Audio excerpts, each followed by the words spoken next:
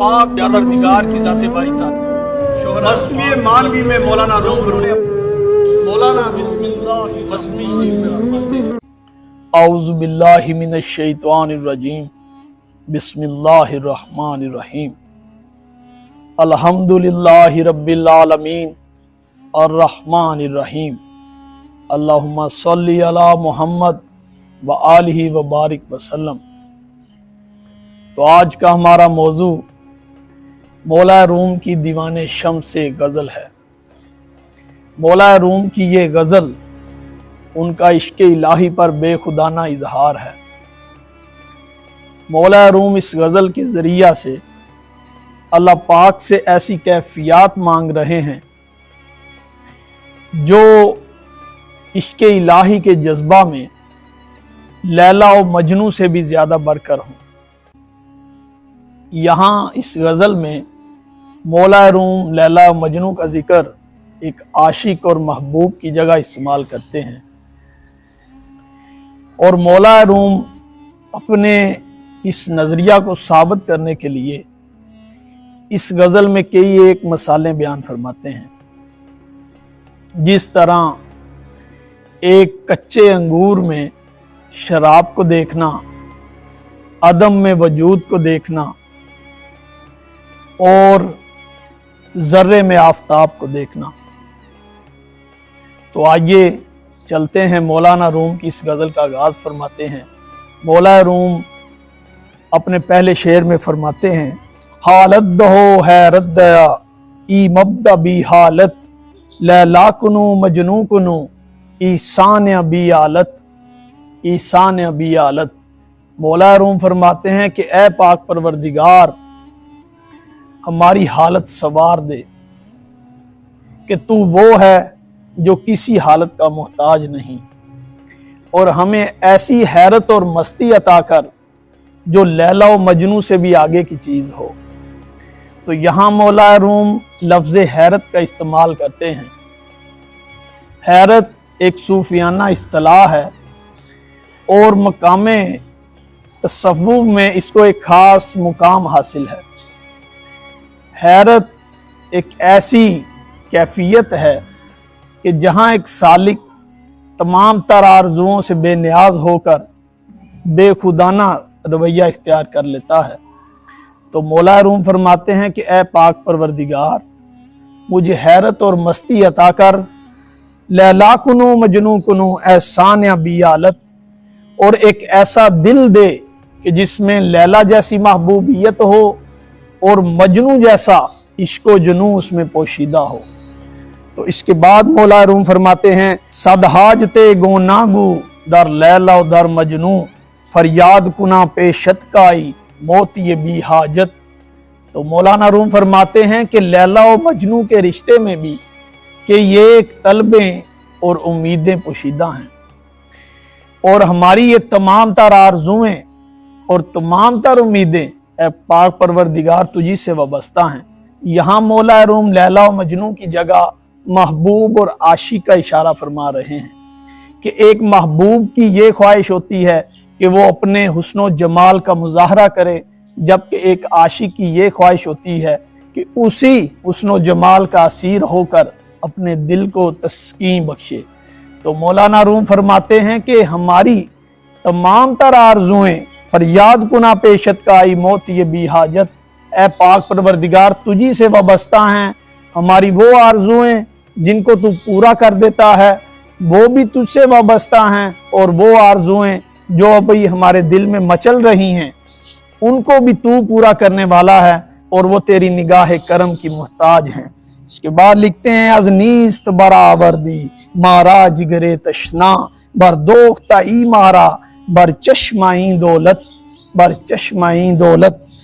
फरमाते हैं पाक परवरदिगार तूने हमें अदम से वजूद बख्शा और हमारे दिल में ऐसी तलब रख दी जो महज तेरे दीदार से बुझ सकती है, और हमारे अंदर ये जो तशनगी और प्यास है ये सिर्फ और सिर्फ तेरे इश्क से और तेरे कुर्ब से सैराब हो सकती है। कुरान हकीम में अल्लाह ताला का इरशाद है कि हमने पैदा किया इंसान को मट्टी के खुलासा से और फिर पैदा किया उसको नुतफ़ा से और उस नुत्फा को एक महफूज मकाम में रखा, और फिर उस नुत्फा को खून का लोथरा बनाया, और फिर उस खून के लोथरे को बोटी बना दिया, और उस खून की बोटी को हड्डियों में बदल दिया, और फिर उन हड्डियों के ऊपर गोश्त चढ़ा दिया। तो कैसा बाबरकत है तेरा रब, बड़ी शान वाला और बेहतरीन बनाने वाला। इसके बाद मौला रूम अपने अशार को एक नया रुख बख्शते हैं और लिखते हैं, ए इश्क तू ही कुल्ली, हम ताजियो हम गुल्ली, हम दावत पैगंबर, हम दे दिले उम्मत। मौला रूम फरमाते हैं कि ए इश्क तू ही ताज बख्शने वाला है और तू ही कैदी बनाने वाला है। तुझसे ही लोगों को आज़ादी मिलती है और तुझसे ही लोग कैदी और जंजीर पाँव में बांध लेते हैं। और इसके हम दावत पैगंबर, हम दे दिले उम्मत, और तू ही वो पैगाम है जो पैगंबरों की जानिब से अपनी उम्मतों को दिया गया, और तू उम्मत और इंसानियत का दिल है। खारमजी तू गुल गश्ता, अजजा हम अकुल कश्ता, हम अव्वल माँ रहमत, हम आखिर माँ रहमत। तो मौलाना रूम इस शेर में बयां फरमाते हैं कि ए इश्क तेरी वजह से मुझे क्या मिला, मेरी खार और कांटे जैसी तबीयत फूल की तरह बन के उभरी। मौलाना रूम यहाँ खार से मुराद इंसानी दिल की सख्ती मुराद ले रहे हैं। एक कांटे की तबीयत वाला आदमी दिल का सख्त होता है और जुबान का कड़वा।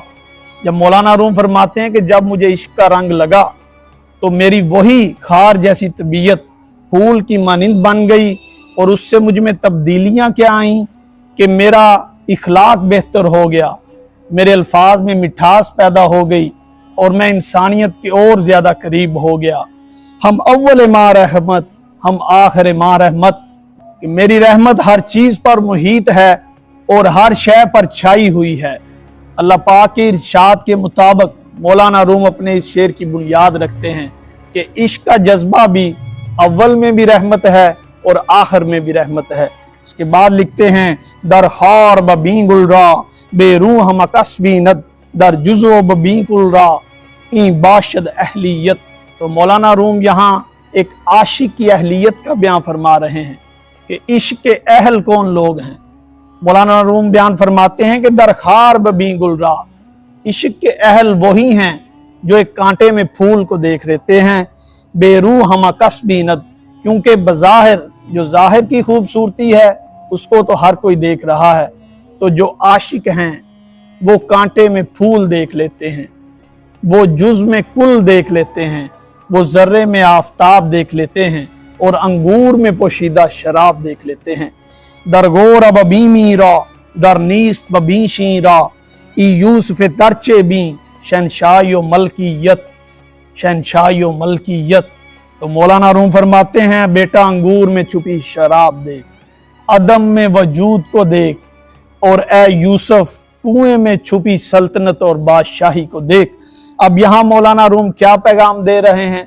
मौलाना रूम चीज़ों की असल पर रोशनी डाल रहे हैं कि बज़ाहिर जो मनाजिर और जो तगय्युरात हमें मनफी दिखाई दे रहे होते हैं, उन्हीं के अंदर कहीं ना कहीं नेमत पोशीदा होती है। जिस तरह एक अंगूर एक फल की सूरत इख्तियार किए हुए है, लेकिन जब अहले नज़र उस पर निगाह डालते हैं तो उनके जहन में मुस्तकबिल की शराब आ जाती है और अदम से वो वजूद को देखते हैं। मौलाना रूम यहाँ हज़रत यूसुफ अलैहिस्सलाम का वाक़या बयान फरमाते हैं कि जब भाइयों ने हज़रत यूसुफ अलैहिस्सलाम को कुएं में फेंक दिया तो उसी कुएं से उस नबूवत का आगाज़ हुआ जिसका इख्तिताम शहनशाही और बादशाही पर हुआ। तो मौलाना रूम फरमाते हैं कि अल्लाह वाले अहले नज़र और आशिक हाल के पर्दों में मुस्तकबिल को देख लेते हैं, वो ज़र्रे में छुपे आफताब को देख लेते हैं, वो कतरे में छुपे कुलज़म को देख लेते हैं। इसके बाद लिखते हैं, ख्वारी के नदारत गुल दर सदर चमन नायद, खाकीज़ी तुजा याबद, बेरूह हो सरो सुबलत, बेरूह हो सरो सुबलत। मौलाना रूम फरमाते हैं कि एक चमन में जब एक टहनी के ऊपर सिर्फ और सिर्फ कांटे मौजूद हों और फूल का निशान तक ना हो तो उस टहनी का मुकाम उस चमन में गिर जाता है। उस टहनी का मकाम उस चमन में एक मुर्दे की तरह होता है جو بے جان اور بے روح ہوتا ہے۔ تو مولانا روم یہ مثال دے کر بیان کیا کرتے ہیں، خاکیزی کجا یابد بے روح ہو سرو سبلت، خاکی جسم بغیر روح کے اسی ٹہنی کی مانند ہے۔ ایک خاکی جسم اگر اپنی روح کے رنگ کو نہیں دیکھتا، اپنی روح کی معرفت حاصل نہیں کرتا، تو وہ اسی ٹہنی کی طرح ہے جس کے اوپر صرف اور صرف کانٹے ہیں اور پھول کا نشان تک نہیں۔ کف می زنو زیمی داں تو منشا ہر بانگے، کائیں بانگے دو کف نبود می فرق تو بھی وصلت۔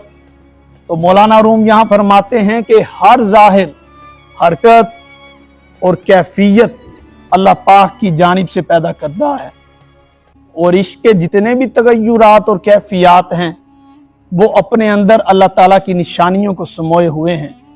تو جب بظاہر اپنے دونوں ہاتھوں سے تالی بجاتا ہے تو اس میں با یک وقت ملاپ بھی ہے اور جدائی بھی۔ تو تیری تالی جس طرح اپنے اندر دو کیفیات لیے ہوئے ہیں، ہجر کی کیفیت اور وصل کی کیفیت، اسی طرح ایک عاشق بھی بعض دفعہ اللہ تعالیٰ کی جمال کو دیکھ رہا ہوتا ہے اور بعض دفعہ اس کے ہجر کا شکار ہو رہا ہوتا ہے، تو وہ ان دونوں کیفیات کو اپنے سامنے نمودار ہوتا دیکھتا ہے۔ خامش کے بہار آمد گل آمد و خار آمد، از غیب بروں جستا خوباں جہد دعوت، خوباں جہد دعوت۔ تو مولانا روم اپنے آخری شعر میں بیان فرماتے ہیں کہ خاموش ہو جا کہ بہار آ گئی، اور غیب سے ان صورتوں کا نزول ہو رہا ہے جو ہمارے رستے کی مددگار ہیں۔ تو مولانا روم یہاں بیان فرماتے ہیں کہ جب ایک سالک عشق کے رستے میں چلتا ہے تو اس کو کئی ایک قسم کے مصائب کا شکار ہوتا ہے، اس کو کئی ایک مصیبتیں اٹھانا پڑتی ہیں۔ تو ان حالات میں وہ کیا کرے؟